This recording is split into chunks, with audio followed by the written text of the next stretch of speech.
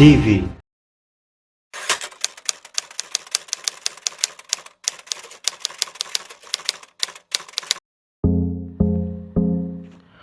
Hai semua, selamat datang di channel Admin News TV, channel yang membahas seputar berita terbaru yang ada di Indonesia.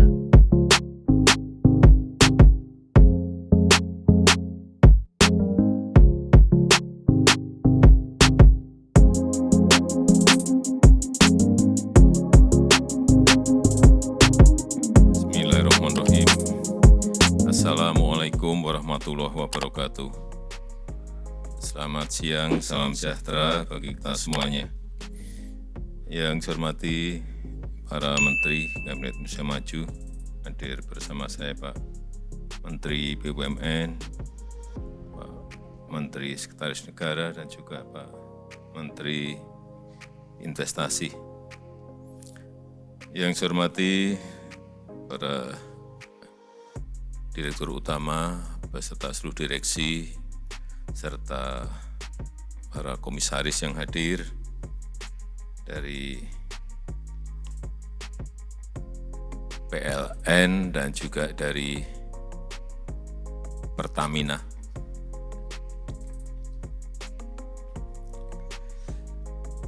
Saya mengundang siang hari ini karena saya ingin memberikan pertama sebuah gambaran adanya perubahan global yang begitu sangat drastis, yang itu ke depan nanti menyangkut tugas Bapak Ibu sekalian untuk mengarahkan kapal besar ini menuju ke sebuah tempat yang tidak keliru.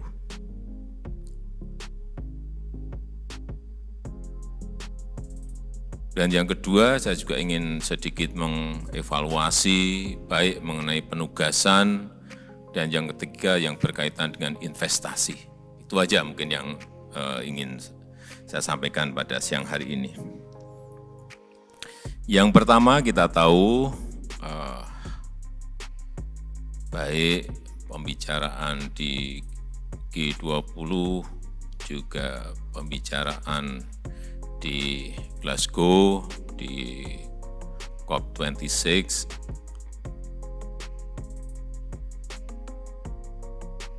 semakin hari semakin ke sana, arahnya itu sudah bisa ditebak, bahwa suatu saat yang namanya energi fosil, penggunaan mineral fosil itu pada suatu titik akan di-stop. Pada kondisinya adalah misalnya PLN, ini penggunaan batu baranya masih sangat besar sekali. Pertamina juga bisnisnya berada pada posisi bisnis minyak dan gas, yang mau tidak mau itu juga akan terkena imbasnya kalau ke depan itu mengarahnya semuanya ke mobil listrik, yang saya pastikan akan segera dimulai di Eropa dan negara-negara lainnya. Dalam bentuk sekarang ini sudah mulai dalam bentuk undang-undang, sudah dalam bentuk regulasi, artinya bukan karena B2B atau karena bilateral, tidak, mereka akan memiliki itu. Sehingga kita semuanya harus betul-betul bersiap-siap. Memang kita tahu bahwa transisi energi ini memang tidak bisa ditunda-tunda. Oleh sebab itu perencanaannya, grand design-nya itu harus mulai disiapkan. Tahun depan kita akan apa, tahun depannya lagi akan apa, 5 tahun yang akan datang akan apa, 10 tahun yang akan datang akan stop misalnya. Sudah harus konkret dan jelas dan detail. Bukan hanya makronya, tetapi detail perencana itu ada. Di Pertamina ada, di PLN juga ada. Harus ada. Dan rentang waktu yang masih ada ini, ya gunakan sebaik-baiknya untuk memperkuat fondasi menuju ke transisi tadi. Dan memang untuk kepentingan yang lebih baik untuk anak cucu kita. Jadi mau tidak mau yang namanya transisi energi menuju ke sebuah energi hijau itu harus. Itu udah nggak bisa tawar-menawar. Itu tugas saudara-saudara untuk mencari teknologi yang paling murah yang mana. Tugasnya ke situ dan ini adalah kerja cepet-cepetan. Karena siapa yang bisa mengambil peran secepatnya, itu yang akan mendapatkan keuntungan.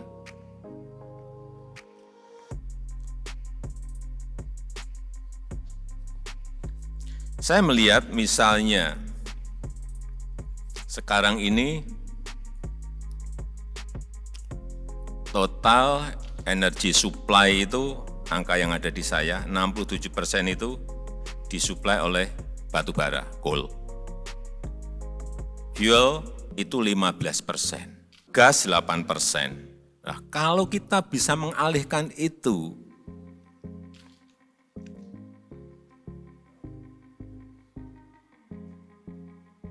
ke energi yang lain, misalnya mobil diganti listrik semuanya, gas rumah tangga diganti listrik semuanya karena di PLN oversupply, artinya suplai dari PLN terserap,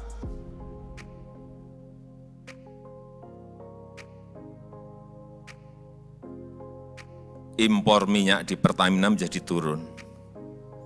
Goal besarnya adalah negara ini akan memperoleh keuntungan dalam bentuk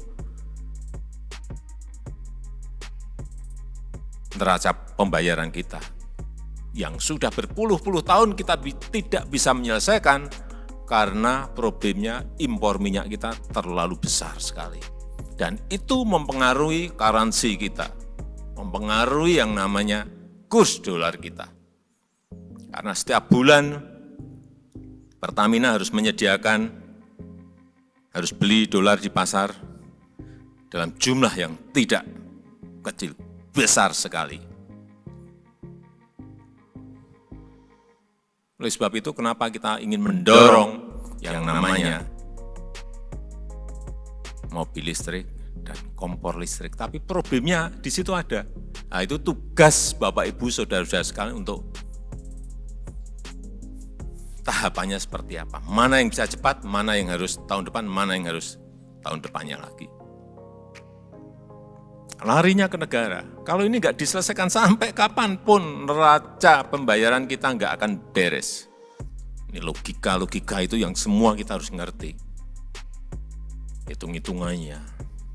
Bukan hanya khusus untuk PLN sebagai perusahaan BUMN, Pertamina sebagai perusahaan BUMN, enggak. Saudara-saudara ini adalah masih dalam lingkup badan usaha yang dimiliki oleh negara.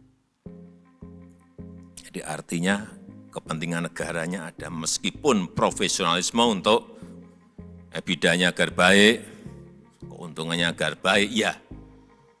Tapi sekali lagi masih ada beban yang namanya penugasan di Pertamina maupun di PLN.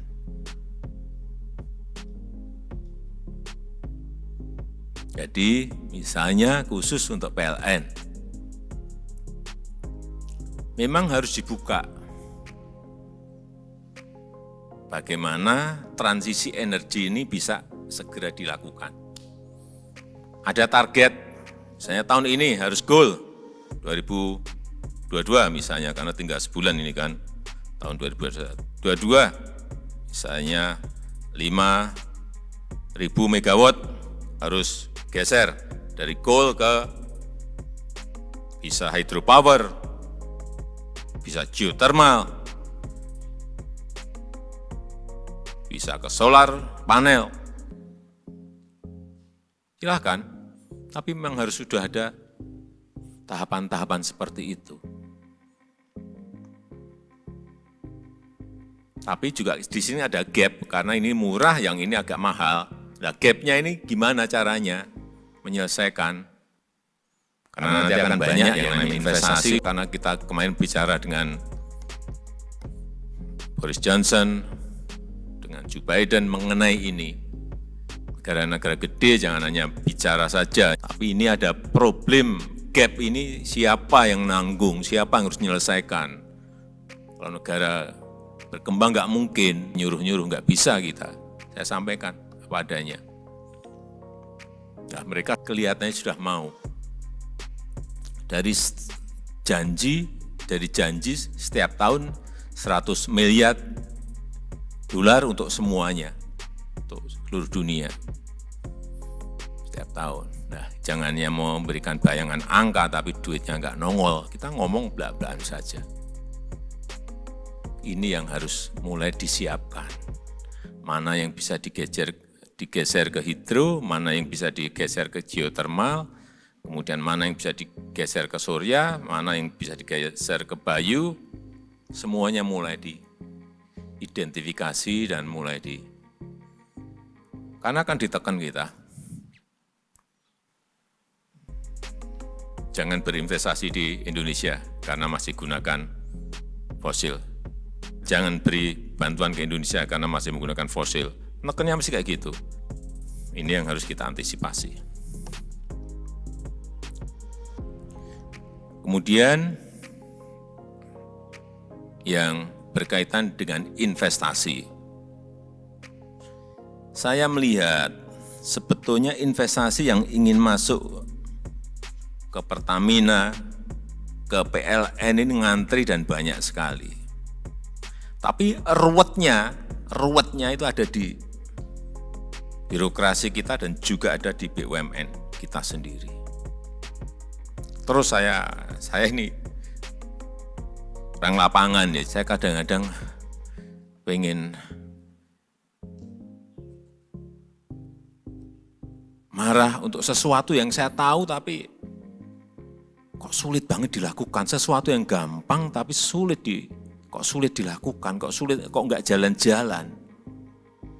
Posisi-posisi ini yang harus terus diperbaiki dengan profesionalisme yang Bapak Ibu, saudara-saudara miliki. Setiap penugasan itu harus dihitung konsekuensinya. Bagi PLN berarti tarif seperti apa, bagi Pertamina terutama untuk premium dan LPG seperti apa, dan itu disampaikan transparan dan terbuka. Belak-belakan dengan angka-angka, dengan kalkulasi, dengan hitungan-hitungan. Tapi yang logis, karena penugasan terus, wah mikirnya nggak dicek, nggak dikontrol. Ya itu nanti kalau mau ke sekuritisasi akan ketahuan harganya kemahalan, harganya nggak sulit untuk disekuritisasi. Karena apa itu? Mentang-mentang ada penugasan terus numpang. Ini yang harus kita hindari. Kalau kebangetan ya akan saya lakukan tindakan. Artinya PLN, Pertamina harus menjaga tata kelola dari setiap penugasan yang ada.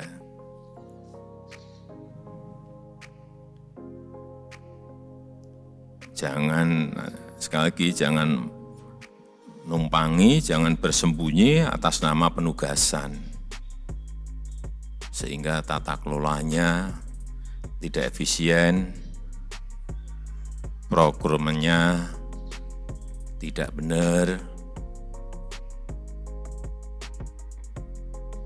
Ini yang harus dihindari dengan yang namanya penugasan itu. Itu kelemahan BUMN itu kalau sudah ada penugasan itu ini menjadi tidak profesional, ada di situ, titik lemahnya ada di situ. sehingga profesionalismenya menjadi hilang.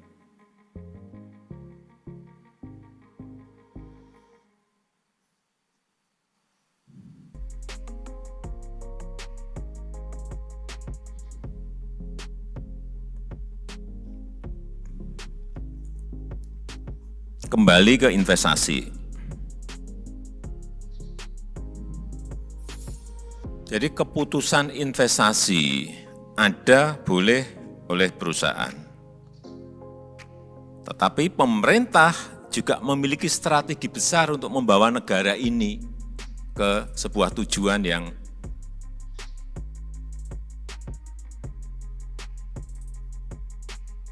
kita cita-citakan bersama.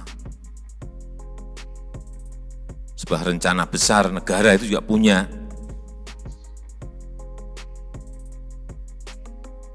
Itulah pentingnya antara profesionalisme dan kepentingan negara, kepentingan perusahaan dan negara ini bisa berjalan beriringan. Hingga sekali lagi tadi saya sampaikan, saudara-saudara menyampaikan resiko-resikonya, menyampaikan konsekuensinya, menyampaikan kalkulasinya, menyampaikan hitung-hitungannya dalam melihat setiap penugasan itu untuk memberikan dukungan kepada pemerintah terhadap rencana besar yang ingin kita bangun.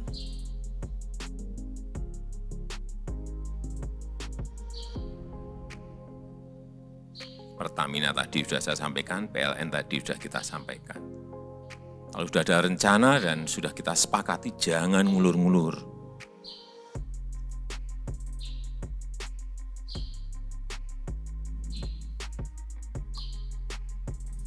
Sekarang ini yang namanya perubahan itu setiap hari berubah, setiap minggu berubah. Penyesuaian itu kadang-kadang cepat sekali. Sehingga meskipun ada rencana besar yang mungkin setiap saat bisa berubah, karena memang dunianya berubah. Teknologi berubah.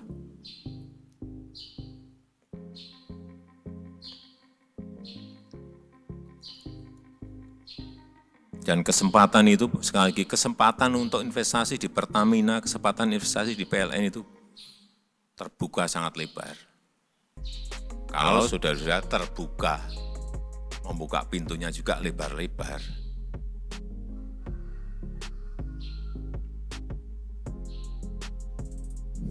Keterbukaan itu yang saya inginkan. Dan diinginkan oleh Undang-Undang Cipta Kerja. Saya berikan contoh Pertamina misalnya. Sudah bertahun-tahun yang namanya Rosneft itu di Tuban itu ingin investasi. Sudah mulai saya ngerti, tapi Rosneft-nya pengen cepat. Tapi kitanya nggak pengen cepat. Ini investasi yang gede sekali, 168 triliun. Tapi realisasi baru kira-kira 5,8.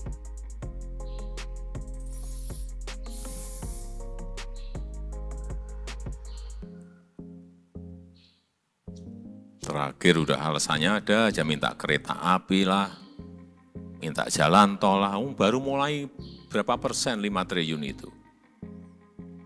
5% aja belum ada. Nggak ada masalah kok. Memang fasilitas seperti itu pemerintah yang harus membangun. Nggak ada masalah, sampaikan. Kita ini ada masalah karena ini. Tapi kan problemnya bukan itu, problemnya comfort zone. Zona nyaman itu yang ingin kita hilangkan. Zona rutinitas itu yang ingin kita hilangkan. Nggak bisa lagi kita. Masih senang dengan comfort zone, udah nggak bisa lagi. Di dekatnya lagi ada TPPI, juga sama. Investasinya 3,8 miliar dolar. Juga sudah bertahun-tahun ini, udah sebelum kita udah ada, kemudian ada masalah. Belum jalan-jalan juga. Saya perintah saya dilantik itu langsung saya ke TPPI loh. Setelah saya dilantik 2014 saya langsung ke TPPI. Karena saya tahu barang ini kalau bisa jalan itu bisa menyelesaikan banyak hal. Ini barang substitusi impor itu ada di situ semuanya. Semuanya. Turunan dari ini banyak sekali yang petrokimia, petrochemical di situ.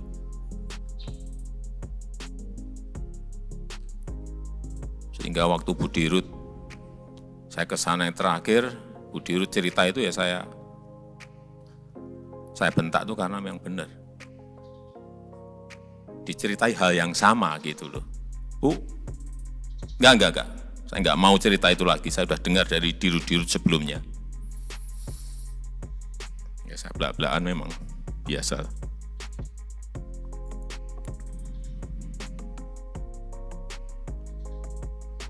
Tender udah 2 kali, udah bolak-balik diulang-ulang terus.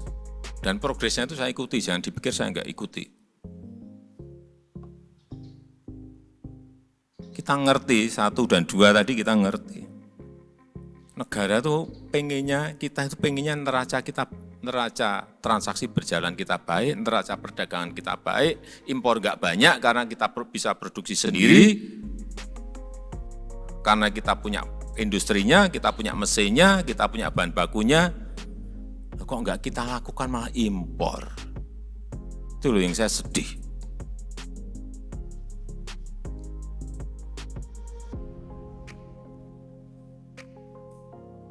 Karena nanti yang hilang banyak banget ini dari barang ini jadi, yang hilang akan banyak banget itu. Impor-impor tuh hilang, buahnya hilang semua itu, bisa hilang semuanya. Terutama yang berkaitan dengan petrokimia, petrochemical itu banyak sekali. Dan segala turunannya, saya udah ke TPPI udah turunannya sampai segitu banyaknya, saya geleng-geleng betul. Barang kayak gini nggak cepet-cepet dijalankan. Kalau saya 24 jam penuh saya kerjain agar ini segera jalan, Pertamina dapat keuntungan dari situ, negara dapat keuntungan dari substitusi impornya, kemudian akhirnya neraca perdagangan kita baik, neraca transaksi berjalan kita menjadi baik. Rampung kita, currency kita bisa anjlok kalau ini bisa kita selesaikan. Tidak setiap bulan kita harus nyiapin dolar untuk membayar barang-barang impor tadi.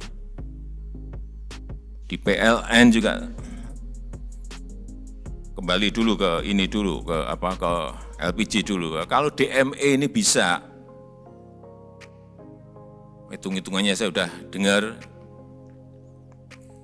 Kalau gas itu kan kita berapa? $800. DME ini kalau hitung-hitungannya investor bisa kira-kira 640. Tapi Pertamina masih minta 680. Oke, itu negosiasi bisa segera rampungkan. Sehingga kembali lagi kita nggak usah impor gas LPG lagi. Artinya kembali lagi neraca kita akan semakin baik. Kemudian yang berkaitan dengan PLN, masalah transisi energi ke renewable energy, ke energi baru terbarukan. Ya kita ini ditanya oleh dunia, Indonesia itu punya kekuatan yang besar sekali. Geothermal kita punya 24.000 megawatt. Hydropower, kita punya sungai itu lebih dari 1.000 sungai. Besar dan sedang, gede-gede semua. Lebih dari 1.000.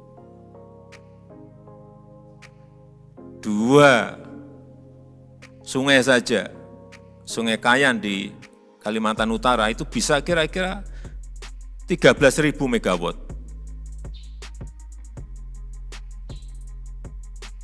Sungai Mamberamo itu bisa 24.000 megawatt. Baru 2 sungai. Kenapa kita nggak segera masuk ke sana? Karena investasinya gede, besar. Oleh sebab itu apa ya? Gandeng investor, PLN gandeng. Karena sekali lagi nanti energi yang green ini harus diberi ruang tersendiri, wilayahnya dibedakan, grid-nya dibedakan, transmisinya dibedakan. karena akan kita alirkan ke kawasan industri yang produknya nanti produk hijau yang mempunyai value, mempunyai harga lebih tinggi dari produk yang biasa. Sama-sama produknya, tapi ini dari energi hijau, ini dari batu bara, ini harganya gini.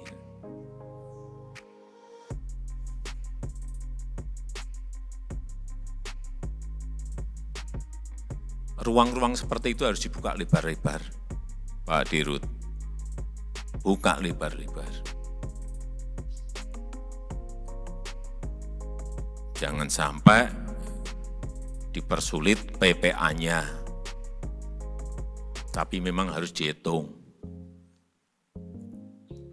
Sudah kita kelebihan berapa, ini harus tambah berapa untuk selesai tahun berapa, semuanya punya hitungan. Sehingga sekali lagi, urusan perizinan PPA, perizinan awal, PPA itu segera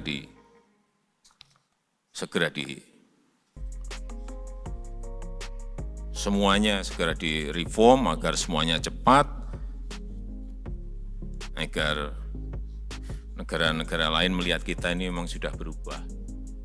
Saya kemarin 2 kali berbeda menteri di Dubai dan Abu Dhabi, Menteri Uni Emirat Arab, kemudian di rumahnya Crown Prince MBZ juga berbicara. Apa yang mereka sampaikan kepada saya, yang saya senang banget. Presiden Jokowi, saya melihat Indonesia sekarang sudah berubah baru.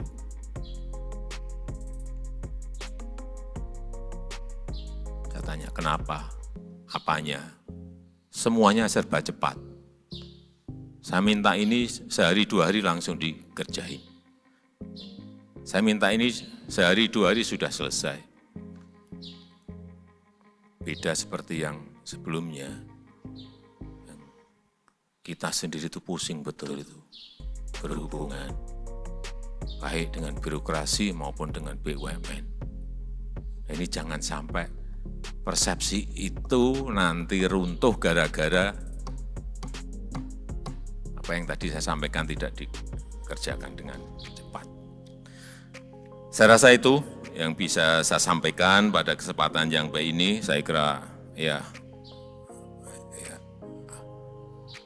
saya belak-belakan ini bukan karena untuk apa, untuk kebaikan negara kita, untuk kebaikan Pertamina, untuk kebaikan PLN.